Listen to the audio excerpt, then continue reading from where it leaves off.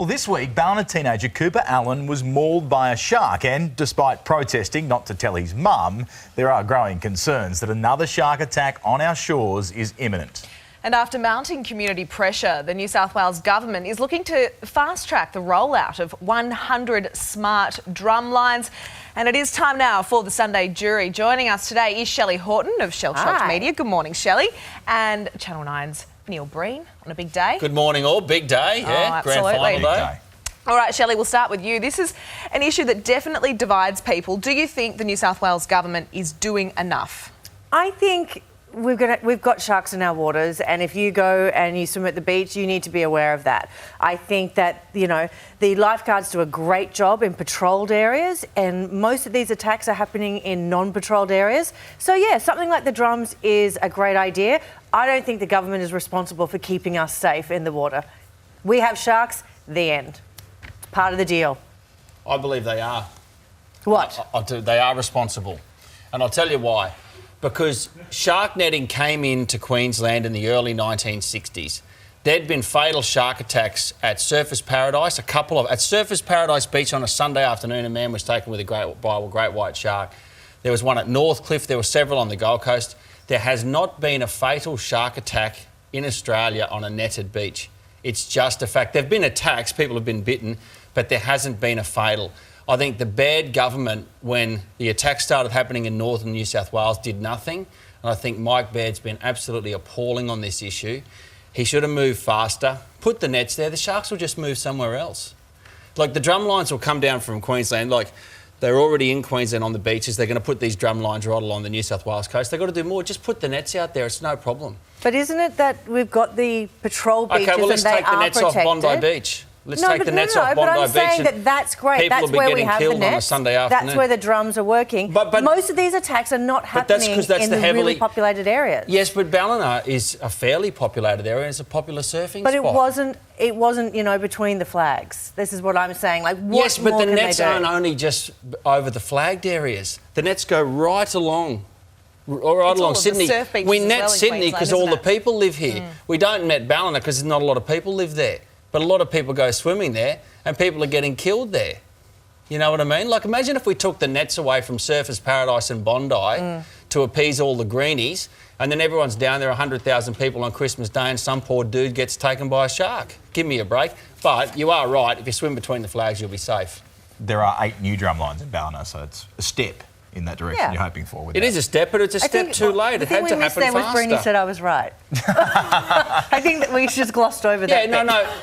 You are right that if you swim between the flags, you'll be safe. But you are wrong in that... single surfer who says we need to get rid of sharks. But board riders and boogie board riders aren't allowed between the flags. Yeah. They deserve protection too. And that's the people who are getting taken by sharks because they look like seals. End of story. All right, let's move on after that one. It's a good start. The end is nigh for the Australian car industry. This week, Ford's Broadmeadow assembly line is set to be silenced forever, with the factory closing up shop. The future of Ford's production will now turn to Thailand, where car assembly line workers will be paid just $6 an hour. Now, Bruni, these are the workers that will be taking the jobs of many hard-working Aussies that were put out of work when all of this happened. How do you feel about it? Oh, I feel sad about it. But it's just a fact of modern life. And the car industry is not the only Australian industry affected by technology and changes in the world. Our industry's been affected badly. The media, like, you could look at industries like the liquor industry, beer, all sorts of production. People aren't doing now what they used to do in the 60s and 70s. And I think cheap labour is only part of this issue. The other part is that the government took away many of the tariffs on imported cars years ago, and then in 1999, on July 1, when they introduced the GST, they took away a lot of the tax off the cars too. And so I remember back in about 97, I bought a Nissan Pulsar for $19,990. I can buy one now for about $17,990. Car prices have gone down and people are buying the best option that suits them and their family. Is there a solution? Look, I'm afraid when it comes to supporting Australian industry, I will do it when the price and quality is comparable. And I bought a car recently and it was a $19,990. You know, if it came under the $20,000 cap, Hyundai, it's what suited my budget and what suited my lifestyle and the situation I'm in. And I'm afraid that there are more families and people choosing that way rather than choosing to support Australian industry. If it comes to supporting Australian versus buying Vegemite or Marmite, of course, I'll make that because I can afford to do that in my shopping basket. But when you're buying big ticket items like a car, I think we need to understand that everyone's got a budget. So is this about diversifying the economy, Bruni, or how do you fix this? Well, I think the Australian governments should have done more to support manufacturing over the years. But I don't think it's able to be reversed now. I think Asia's going to swamp us for manufacturing. It's just absolutely simple.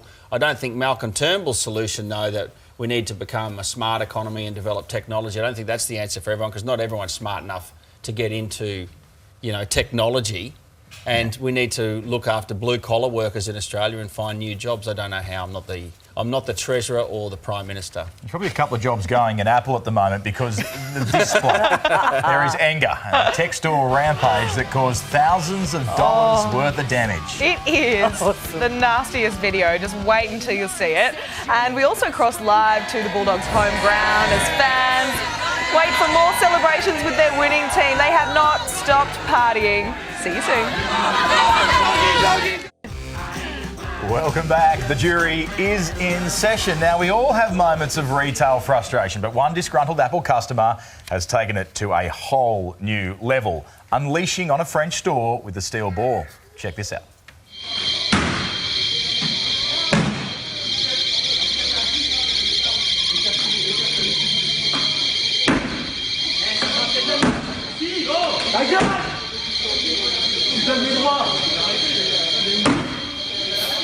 Now, it's believed the man caused close to $60,000 damage after he was denied a refund on an Apple product.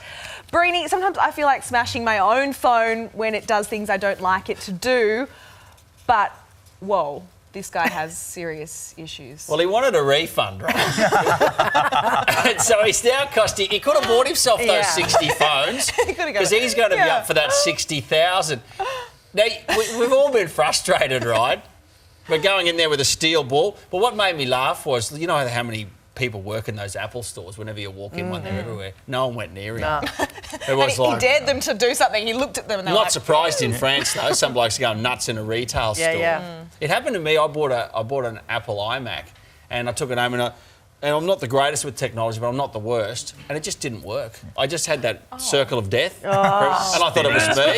But it was actually the Apple. And I had quite a lot of frustration getting it placed over, but I didn't go in there and smash any iMacs, I can tell you. It's almost like he went through the first two and then decided no one was stopping. This is all right. Stop. It's going to go try. And he's there's 40 people working in this shop and no one's stopping me. Boom. I'm sure there's a lot of people just going, that Apple Genius bar, forget it. Like, just bring in a shot put. Have you ever blown up over anything, Shelley? Yeah, I blow up, but I love this story my dad told me where there was like a guy in a big Range Rover and this little guy in a Barina cut him off and took his park and jumped out and said, "You've got to have a little Barina to be able to do that." And so the guy in the Range Rover just drove into the park and shoved the Barina out the way and said, "You got to be rich and have a Range Rover to do that."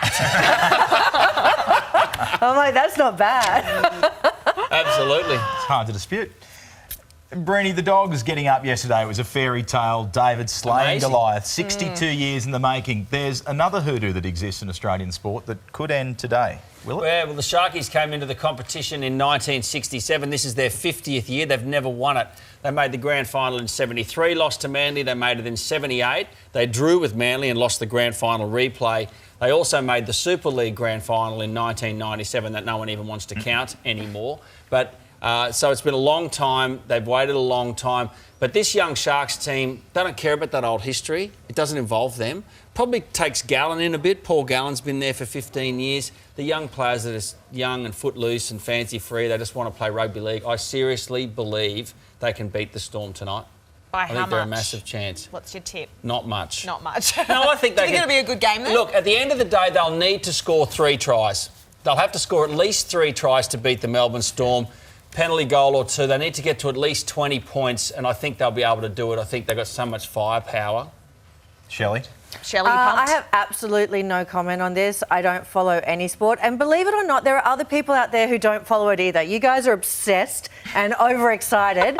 I'm like, last night when the AFL was on, I went to the movies. It was fantastic. It's a great time to go to the movies. What you need to do is check out the TV ratings tomorrow, Shelley, and you'll find out that you were the only person at the movies. No, there is a the lot of shops it. are really quiet when big sporting games are on. It's the best time to book in for a facial or a haircut or anything you want to do. No lines. Fantastic. They've been using the phrase "Why not us," which is what the Red Sox used when they lifted the curse of the Bambino. So if it worked in the States, line? why not us? Yeah, exactly That's right. the Sharks line. That's what they're thinking. Guys, thanks so much. Thank you. Thank you. And Thanks my for having line us. is stay with us because we're about to head to Whitten Oval where the party is still going after the Bulldogs' big win. Yahoo!